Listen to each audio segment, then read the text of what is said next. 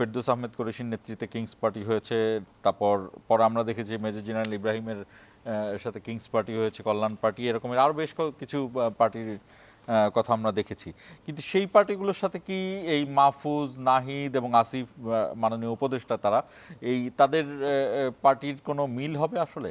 আমরা এখনও মিল আছে বলবো না, আমরা একটু অপেক্ষা করতে চাই।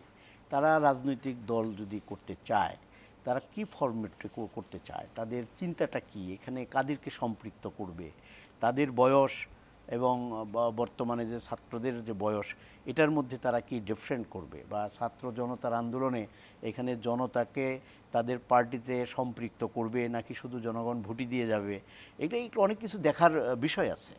এবং তাদের জাতির কাছে তাদের প্রত্যাশা কী, বা জাতি তাদের কাছে কি প্রত্যাশা করে, নিশ্চয়ই তারা একটা রুটম্যাপ বলি বা একটা ফরম্যাট তো তারা প্রকাশ করবে।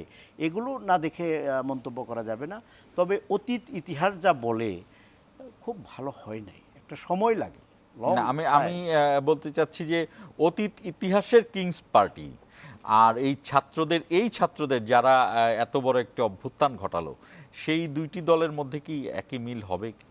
মিল আমি বলছি না, আমরা তো অতীত কিংস পার্টির সময় শুরু এবং শেষ পর্যন্ত দেখেছি, আর আমরা এখন এটা দেখা শুরু হওয়ার পরে হয়তোবা মন্তব্য করা যাবে, ভালোও করতে পারে, এখানে বলা যাবে না। রাশেদুল ইসলাম, আপনার কাছে একই প্রশ্ন। আসলে কি যেই প্রশ্নের উঠালেন খলিলুর রহমান ইব্রাহিম, তার সাথে আপনিও একমত কিনা যে আগেকার সেই কিংস পার্টি সেই সময় আর এখন, যদিও ইতিমধ্যে উপদেষ্টাদের একজন তো বলেছেনই, বিবিসিতে বলেছেন যে রাজনৈতিক দল যদি গঠন করতে হয় তারা পদত্যাগ করেই করবেন? জি না, খলিল ভাই যেটি বলছিলেন যে ওনার আগের যে কিংস পার্টিগুলোর সঙ্গে উনি কম্পেয়ার করতে চান না, আমিও সেটাই।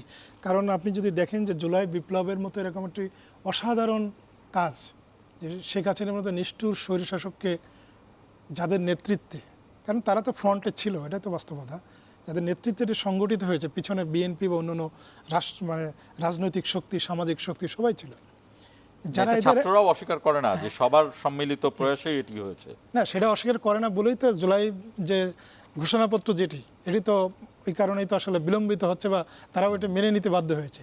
আমি বলছি যে যারা এরকম একটা অসাধারণ কাজ করেছে এবং আমাদের এরকম নিষ্ঠুর একজন স্বৈর শাসকের জাতাকল থেকে আমাদেরকে মুক্ত করেছে, যাদের নেতা, আমি বলবো যে তারা তো ফ্রন্টে ছিল, তারা ওই রকম কিংস পার্টি করবে এটা আমি ব্যক্তিগতভাবে বিশ্বাস করি না, বিশ্বাস করতে চাই না। আমি আগেও যেটি বলছিলাম যে জুলাই বিপ্লবের যে আকাঙ্ক্ষা, সেই আকাঙ্ক্ষা তো অনেক কিছু, শুধু নির্বাচন না বা কিছু মৌলিক সংস্কার না, অনেক কিছু আছে। আমরা শেখ হাসিনার বিচার দেখতে চাই, আমরা যে সমস্ত অন্যায় অবিচার হয়েছে সেগুলোর প্রত্যেকটির বিচার দেখতে চাই। এই আকাঙ্ক্ষার উপর ভিত্তি করে যদি একটি রাজনৈতিক দর্শন, একটা রাজনৈতিক দল তারা দাঁড় করে, সেটা থেকে আমার মনে হয় রাজনৈতিক দল যেমন বিএনপি নেতারা যে বলছেন যে তারা স্বাগত জানায়, সবাই স্বাগত জানায়। কিন্তু আমার জাস্ট প্রশ্নটি হলো যে কিংস পার্টির যে আদলটি, আমি বলছি যে রাজনৈতিক বা রাষ্ট্র কাঠামোর শক্তি, সেটি যেন ব্যবহার না করা হয়।